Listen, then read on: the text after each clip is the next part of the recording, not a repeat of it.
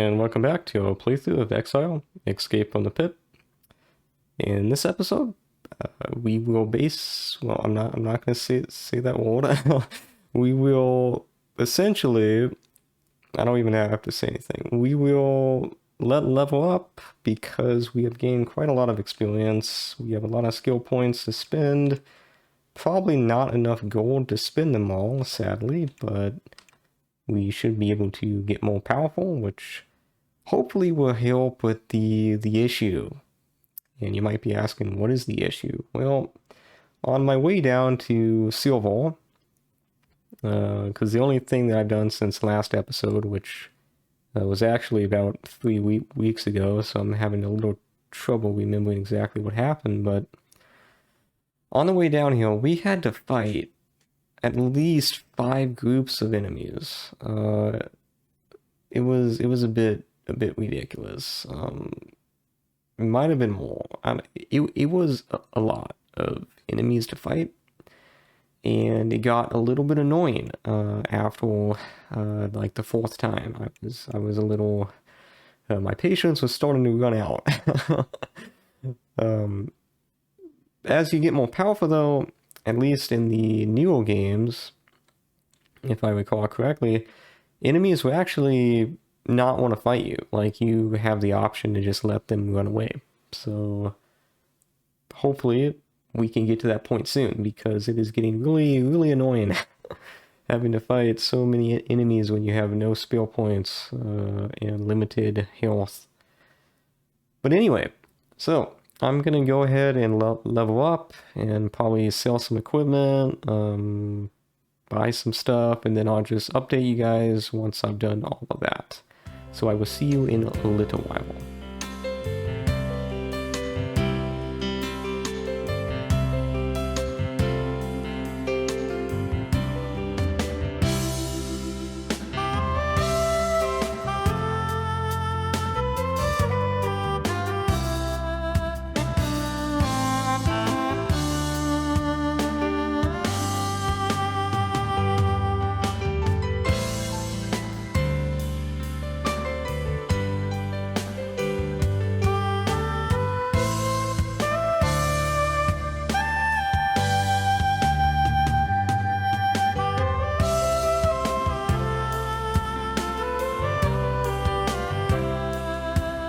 Okay, so, I wasn't initially gonna actually put this in, but I think this is kind of interesting. So, this guy says that he can identify, I guess, everything that costs money. So, I'm wondering if that would actually be worth doing. So, ironically enough, after complaining about fighting so many enemies in the beginning of the video, we were actually going to go out and seek out some enemies to fight to earn some gold and identify some of those items to see if they are better than we think. So again, that's not exactly super interesting, so I'll probably just again cut back to the fast forwarding. But yeah, so that's just a little update on what we're going to be doing now. So I'll see you in a bit.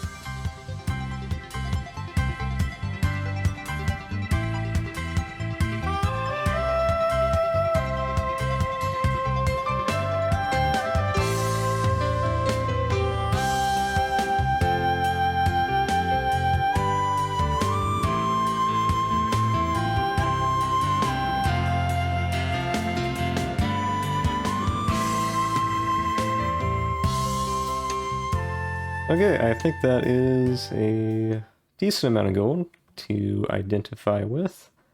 So we will go back and do that, and hopefully we will actually get some interesting stuff.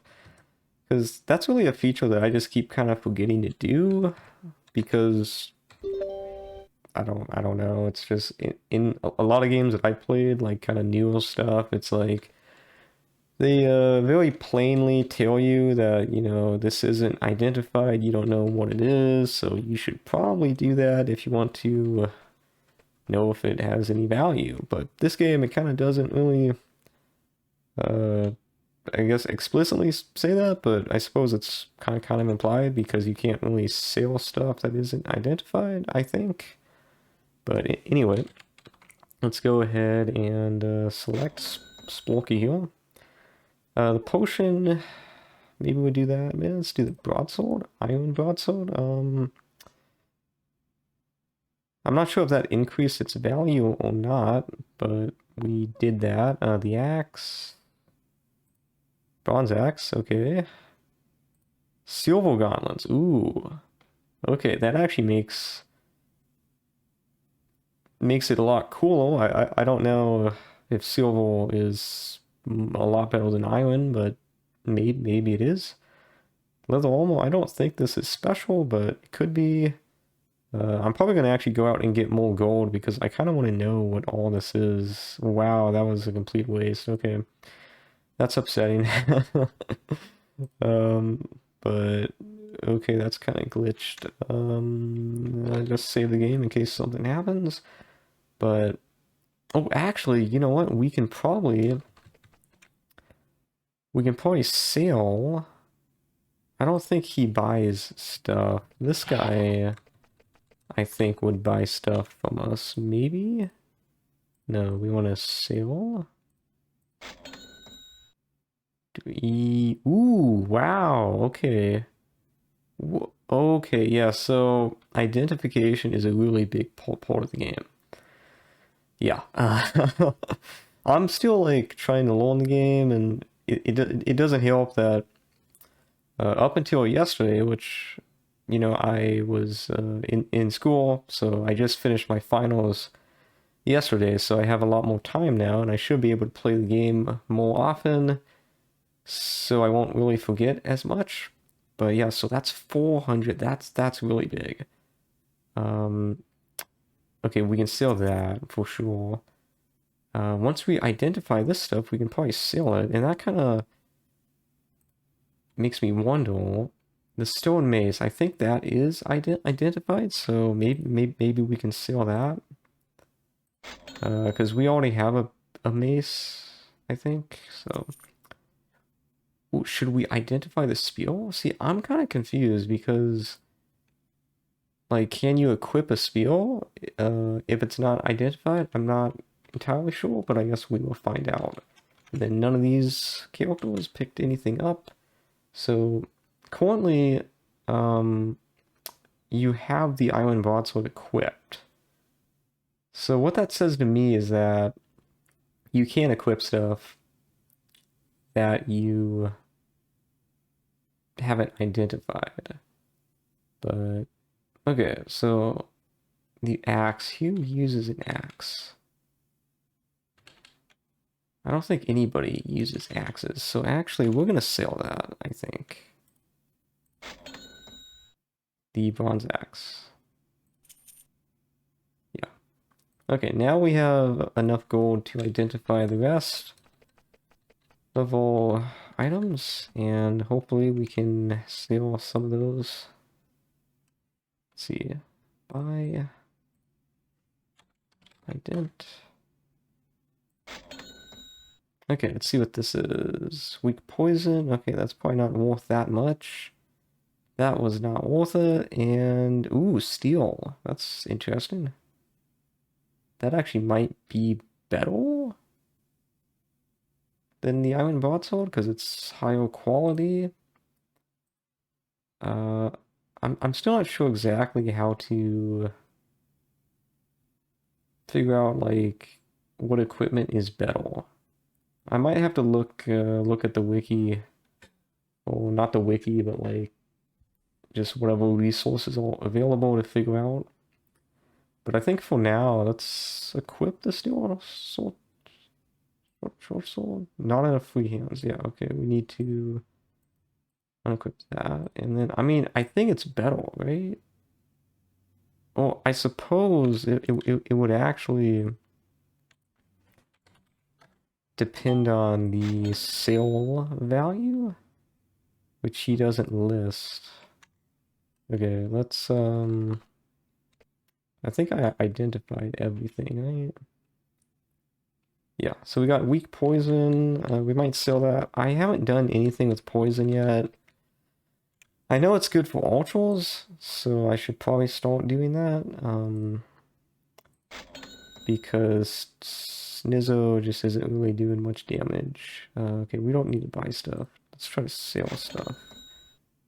Okay, I think we're gonna use the Island Broadsword because I assume if it's more valuable, it probably does more damage to some degree. That could be completely wrong, but and that's actually worth nothing, so we'll just keep that. Okay, so that is that's pretty interesting.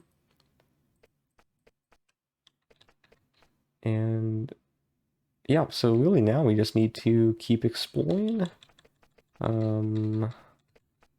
I think there was another cave up north that we actually need to go to. Well, not need, but just to see what's in there. And we are good on spell points. Nice. Okay, save the game. And let's get out the auto map, and let's head north. There's also a town to the west called Katra.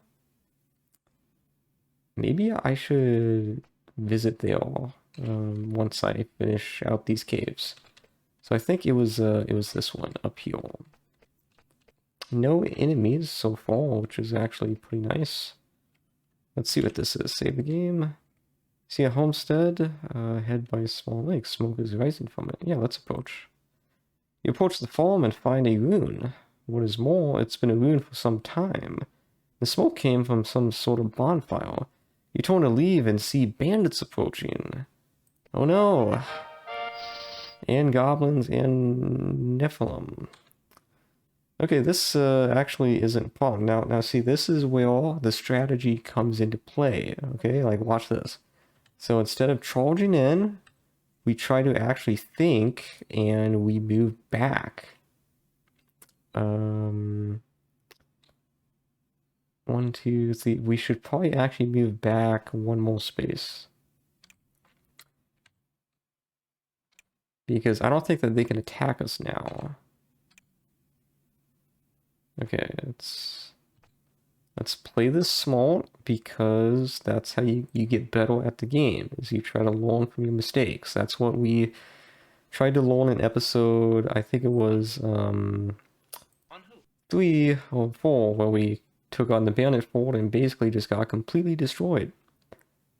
So let's see here. Kodak, yeah. Trying to get Kodak some more experience. But here's what we do, right? We do the classic fireball, and we literally hit 3 of these guys, just like that. And I think it might be better to do this way. I mean, that is beautiful. And we moved back so they didn't attack us, and now we might be able to do this without taking any damage, which would be pretty cool. And he's blessed? No way did we pull this off. I think that might be, yeah, okay. There's 3 left, okay. I mean, we're doing pretty good. I should have bought more arrows, that was a mistake. Not that this guy does any damage anyway, sadly. Let's actually do a wound. Wasn't able to kill him, but Petra should be able to finish him off. Okay, not quite. Let's give it to this guy. And there we go. That's how you do it, folks. I mean, anybody with any basic skills could pull that off, but that just shows that we have improved slightly from episode like 3. And I guess we're gonna have to fight all of these guys, but that's okay though. I'll probably in the episode once we actually get to the cave, and then you know, that will probably be a solid 25 minutes or so. Cool, yeah. Goblins we're not really afraid of. We haven't been afraid of goblins for a very long time. We miss, that is not great, but So we don't really need to try much. You actually took damage, okay.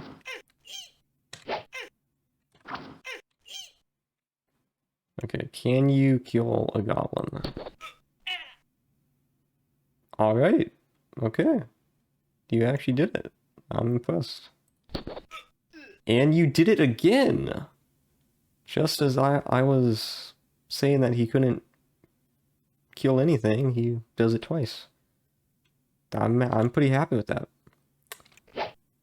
Oh, and I completely forgot to mention what we leveled up on. We will do that at the once we get to the cave as well. We really didn't do anything too out of the ordinary in regards to that. But and I think we can probably run away from this guy. So let's just. I think he's actually gonna chase us. Yeah. Okay, he's moving in parallel with us. There we go. Okay. I think we can just defend you. Yeah, this looks good. Defend. And let's do a... Because I think we should be able to rest outside the cave, so I don't think it matters if we use some of our skill points. Again, let's just get Kodak some experience. And then, of course, Petra can just do the usual process of just incinerating everything. It's just great because you play like I just started a Dragon Age Inquisition and haven't finished the prologue yet because it was late and I just wanted to go to sleep. But it's just like the magic so far, like yeah, it's cool, right? It looks cool, but it's just not crazy. Like it's not. I guess it's balanced, right? Which is a good thing. But what makes this game fun is like you get Fireball literally level 1, and it's just like ridiculous. It just makes everything great because broken magic is the best magic. Well, it's not broken, but it's just powerful mages. It's just, you know, powerful magic is just so good. Like it just makes the game. It's like Dragon's Dogma. Like the spells won't necessarily insane in terms of like damage, right? Like it was, you know, it was a balanced game, but they just looked so cool, and that's kind of what really made it. So dungeon, okay. Let's Nephilim Fort. Okay, so this is I think what Captain, I think his name was Johnson, back in Fort Dovno was talking about. But anyway, before we end the episode, I just wanted to look at just explain some of what we did. I think, let's see, Sporky, I believe we increased his edge and his strength. I'm pretty sure. Chungus, we increased strength for sure, and Kodak, I think bashing we increased. Nizzo, Altry, Autumn, intelligence, and that was really all we had money for. And I think, oh yeah, Petra was pretty much the same thing. Maybe we put a point in Major War, I don't quite remember, but we still have skill points, so we really need gold to spin those. But yeah, so thank you guys for watching. This might be a kind of a long episode. I'm not sure if I'm going to cut this up into 2, but we'll see. But anyway, I will see you next time.